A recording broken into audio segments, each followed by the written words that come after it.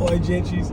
Espero que você esteja tendo bom dia. I hope you guys are having a good day.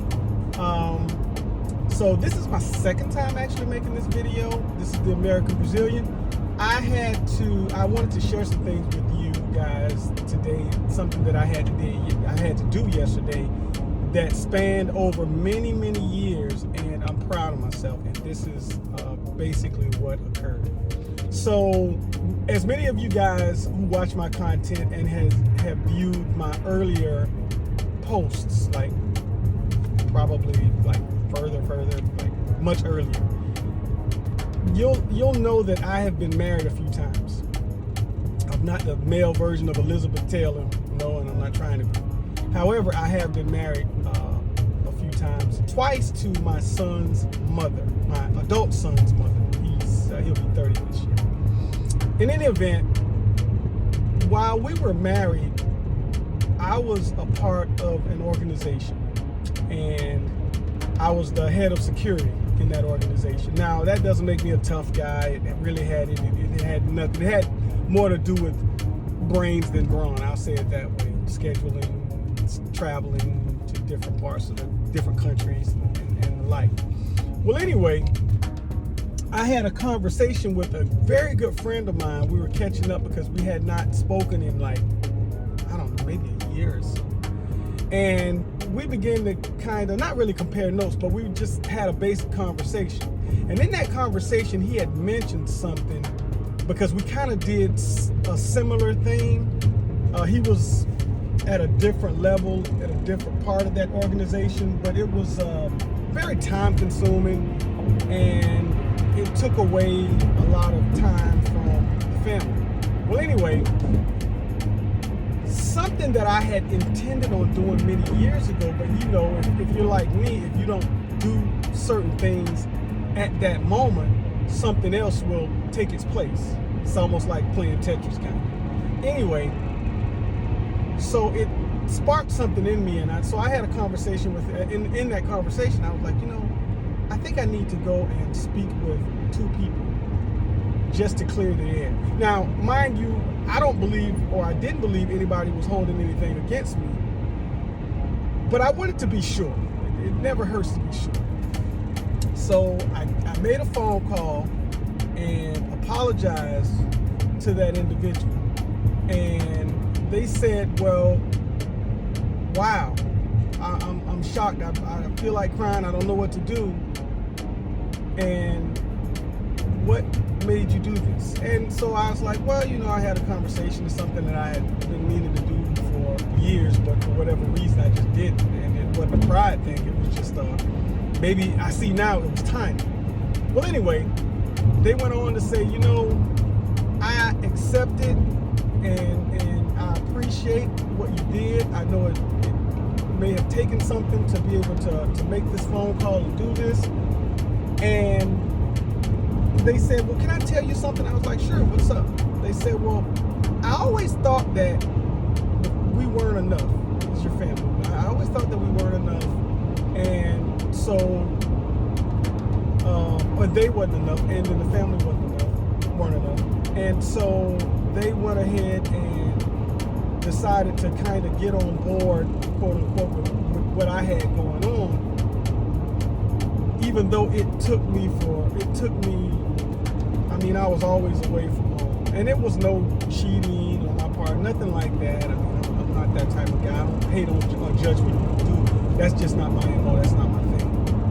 However, I'm the type of person that whenever I lock my teeth into something, and I find any form of success in it, I stay with it. Like, I am very, very, how can you say, fruit fuels my ambition. So whenever I see success in something, it makes me go harder. I'll say it that way. And in what I was doing, I saw a lot of success, so I continued to keep it going. Well, you know, of course, prior to the position being just kind of like done away with, by then, you know,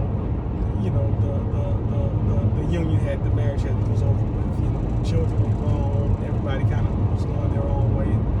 And another thing in that phone call, I was like, well, the reason why I did what I did, because I thought, well, maybe I wanted to make sure that my family had everything possible that I could give them, to make sure that they had just an awesome life, and I tried to be a better person in the process. And interestingly enough, those words were uttered, well, we didn't necessarily need those things, we just needed you. And I understood that after the fact, but of course it's always sobering to hear what you understand said by someone else. And so I had a conversation with my son.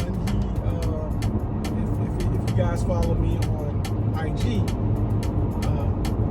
you'll know that I'm a grandfather, Larry the Third. My son just had a son, had a Larry the Third, and so I said, well, I'm going to call my son. I'm going to call our son, and I'm going to talk to him. I'm going to talk to him as a dad, but I'm going to speak to him as a father, but I'm going to speak to him as a as a dad, because he's a dad now.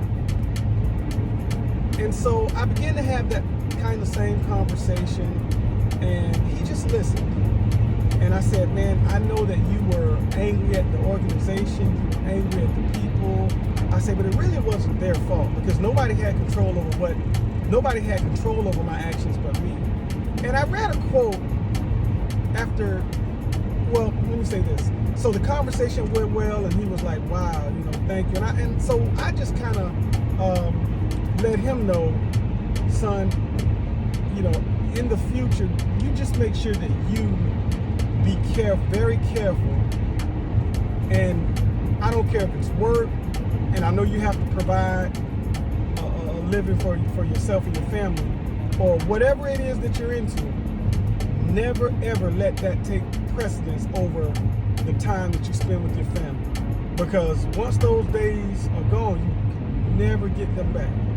You can apologize, and that's great, but it's better to kind of learn from the mistakes of others. And so after he and I had that conversation, everything was good, all went well. And I read a quote yesterday, and I forget the name. I think it was Gore or something. Anyway, in that quote, the gentleman said, we never really view the cage that we're in, because he said we never really see our cage because we're on the inside.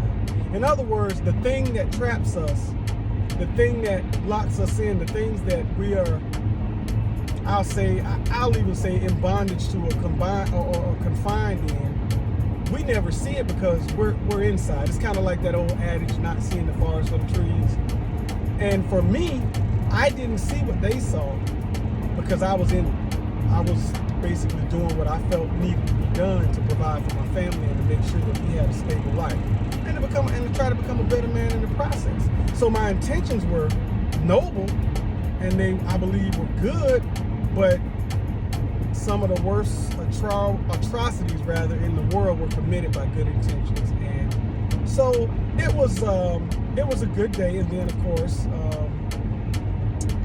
just reflecting on where I am now, my family, my son, and so I've definitely made changes prior to meeting my wife and us having our son. But even then, even now, I'm very careful not to allow anything, work, organizations, whatever, to come between the time that I spend with my family. Because again, my family is preeminent, they're first, and that's going to happen. It is what it is. That's how it is, and I like it, and I see the importance of it. So, in any event, I don't know if this message hits home for anybody. I don't know if it was just me just being who I am at the time. But if this is you, or if you see yourself going in this direction, I will tell you this: stop it now, because you can go through with it and you can apologize and people can forgive you, as they should, but the time you'll never get back. My son, I'll say this, my son played football, he was my stepchildren at the time. They played football for a couple of seasons. I never made it to one game, not one football game. And I'm not beating myself up over that, but it just goes to show you how days can turn into weeks, and weeks can turn into months, and months can turn into years, and before you know it, people are they're on with their lives. They're adults. They have children now, and they love me. My son, my biological son, my stepchildren, they love me. They know, they understood what I was doing. As men now, they understood what I was doing.